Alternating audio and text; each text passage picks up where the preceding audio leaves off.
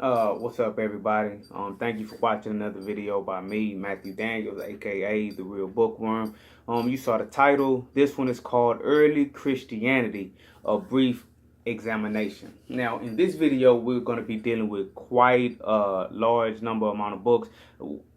Well, not 10 or 12 or anything like that, but we will be dealing with multiple books. So instead of showing one book right now at the beginning of this video, I believe it would be more efficient and effective to simply mention each book as it comes up, as it becomes pertinent to the topic. Now, understand, this will be a brief examination of early Christianity. And I want to stress the word brief so no one gets confused and think that I'm doing a detailed, exhaustive talk on the matter. I just want to bring up a few points because I feel like it's an interesting topic.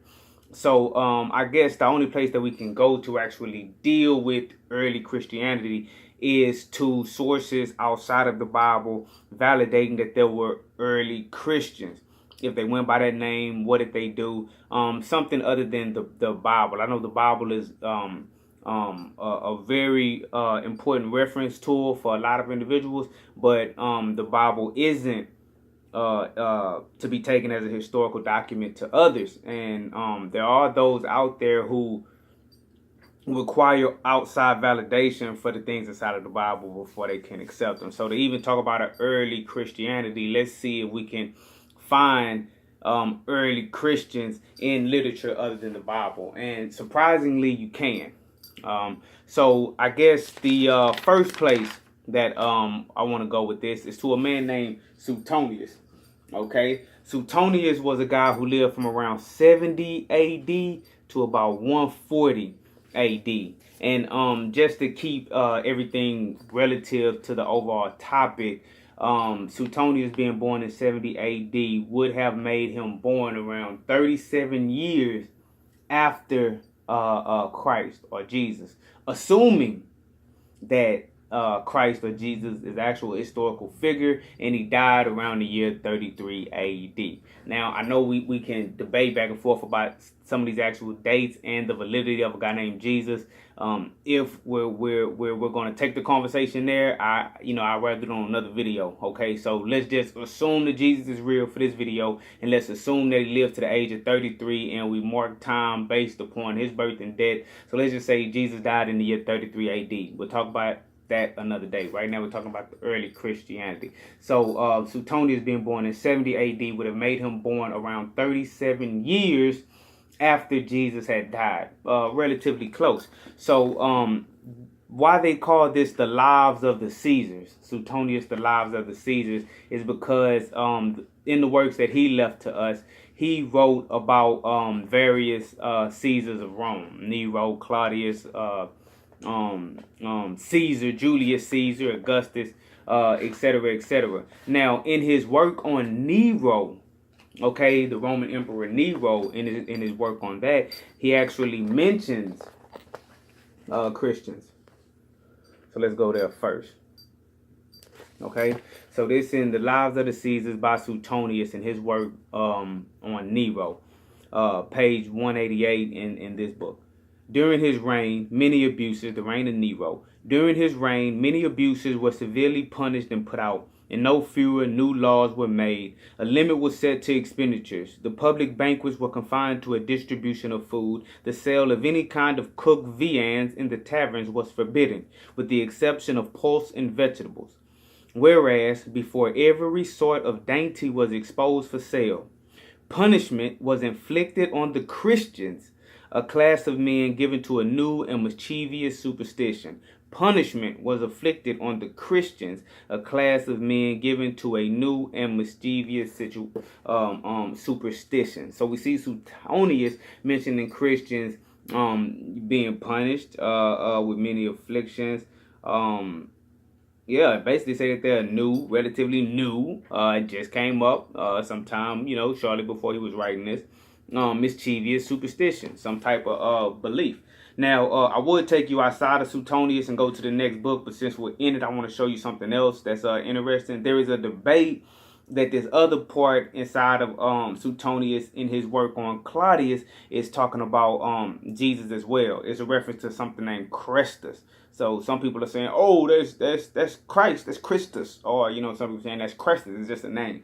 But just for the sake of argument, just on the topic, I'm going to show you all this too. But this isn't part of the dialogue. It's just since I got the book open.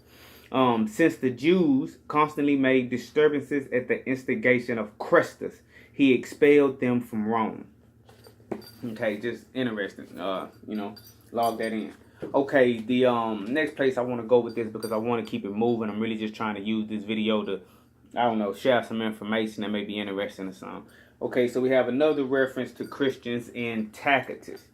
Okay, Tacitus. His works, the Annals of Imperial Rome. Okay, so Tacitus, he was born in 56 AD and he died around 117 AD. So that will make Tacitus being born somewhere around 23 or 24 years after Jesus died, because they say he was born in 56 or 57 AD. So that would have gave him around 23 or 24 years between the death of Jesus and the birth of Tacitus. Now, Tacitus, in his work, the Annals of Imperial Rome, on page 365, he too, when talking about the reign of Nero, punishments and afflictions on Christians.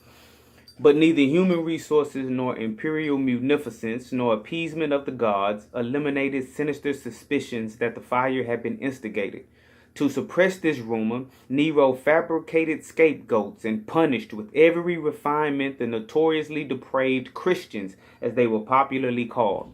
Their originator, Christ, had been executed in Tiberius's reign by the governor of Judea, Pontius Pilate.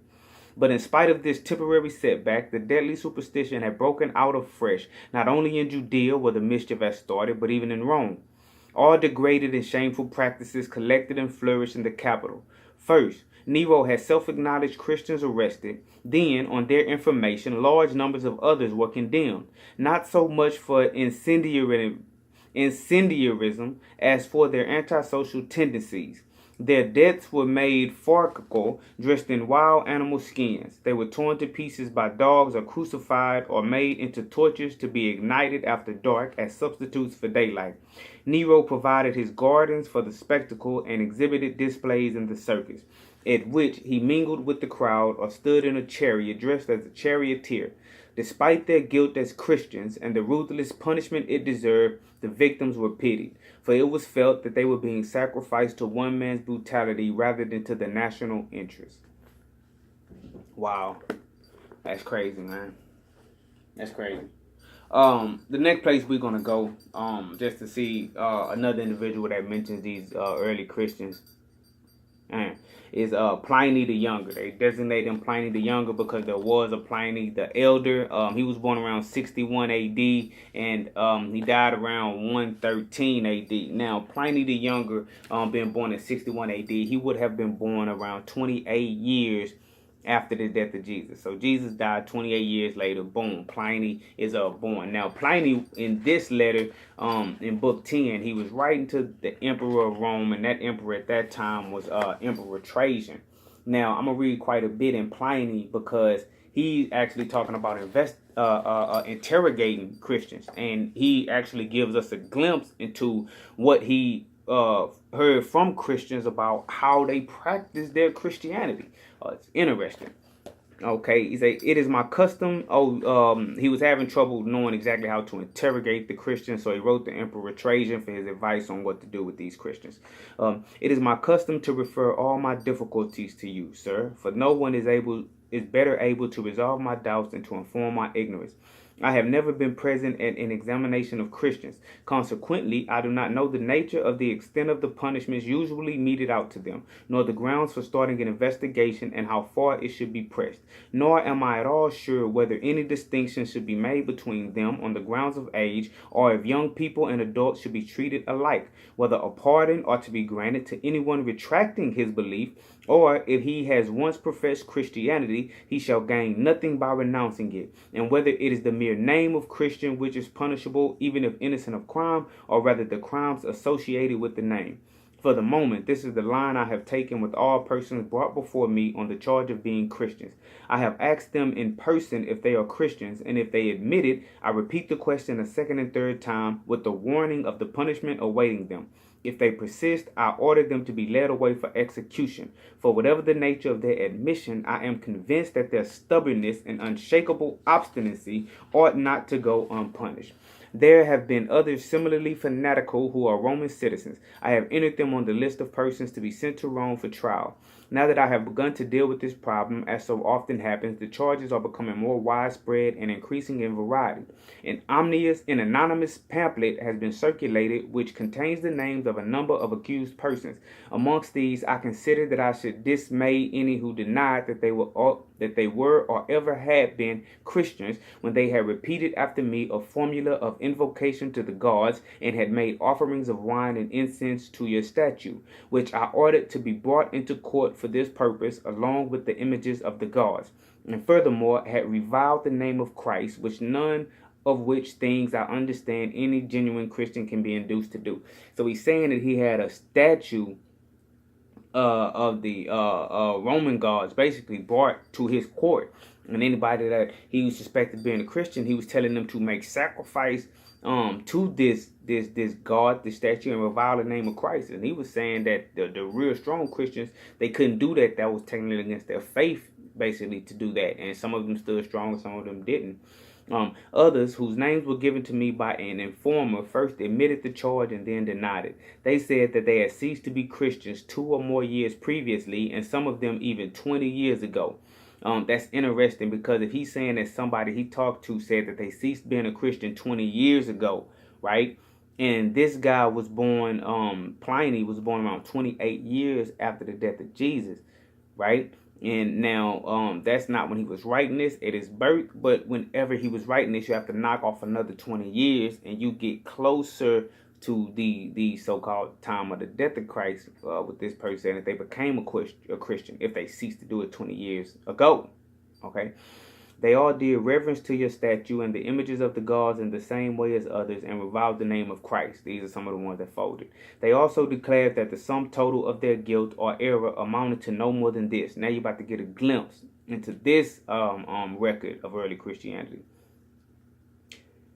They had met regularly before dawn on a fixed day to chant verses alternately amongst themselves in honor of Christ as if to a god, and also to bind themselves by oath, not for any criminal purpose, but to abstain from theft, robbery, and adultery, to commit no breach of trust, and not to deny a deposit when called upon to restore it.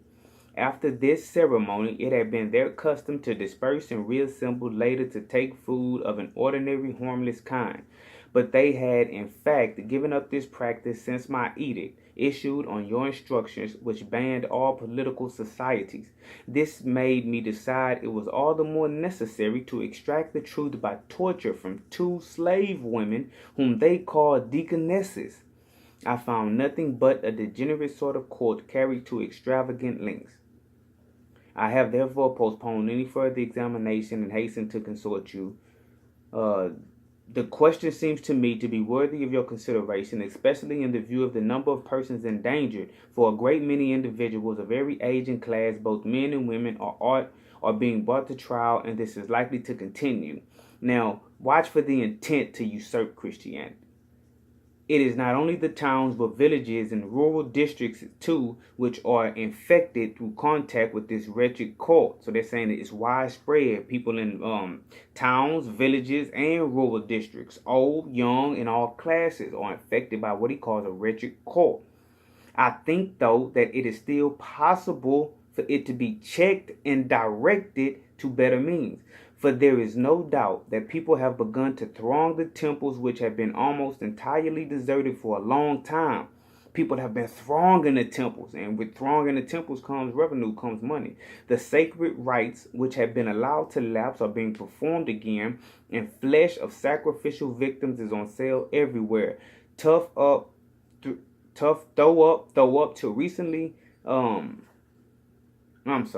Though up to recently, scarcely anyone could be found to buy it. It is easy to infer from this that a great many people could be reformed if they were given an opportunity to repent. Now I'm noticing this video is right at around 15 minutes. I didn't mean to talk that long. Maybe I did. I don't want to drag this out, so I'm gonna just leave this as part 1, see how you guys take it, and I'll come back with a part 2. But I still wanted to go into, and I guess I'll do this in part 2 if you guys want me to. Josephus, the hated, they hate Josephus, man, but Josephus, the hated, and I wanted to just go into some early Christian writings.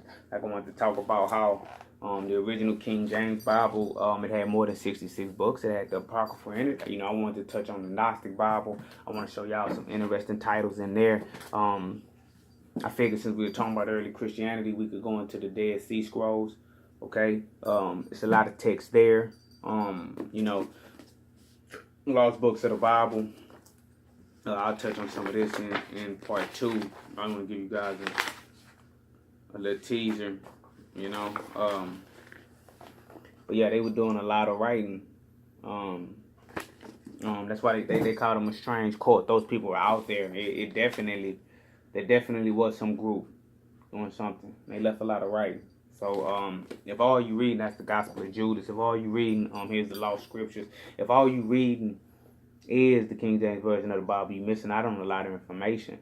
You know, and I'm not trying to debate your belief or your faith or anything like that. I'm just talking about the historical data. Wouldn't you like to just know what these people had to say, even if you don't consider it to be actual scripture, but you know that these people who formed a group that you now dedicate your life to, and who were so closely related to who you see as you know, the Savior, the Christ, the Son of God, aren't you interested in what they had to say? Like if you were able to be close to the epicenter, the birth of Christianity, and whether or not God came to you and gave you some inspired scripture, but you still wanted to just document some things, don't you think that person would have some interesting stuff to say? So what I just like to implore people to do is just look into this early Christianity thing, and when you see all the texts that are not in the Bible, just grab it. You don't have to grab it and read it as if you're reading the Bible. If you're a Christian, stone cold Christian, that's not what I'm telling you, but open it up. Okay, this is part 1. I'll come back and do a part 2 if people dig in this. Okay, so early Christianity, a brief examination, the Real Bookworm. Come find me on Facebook. That's the group, the Real Bookworm, Matthew Daniels.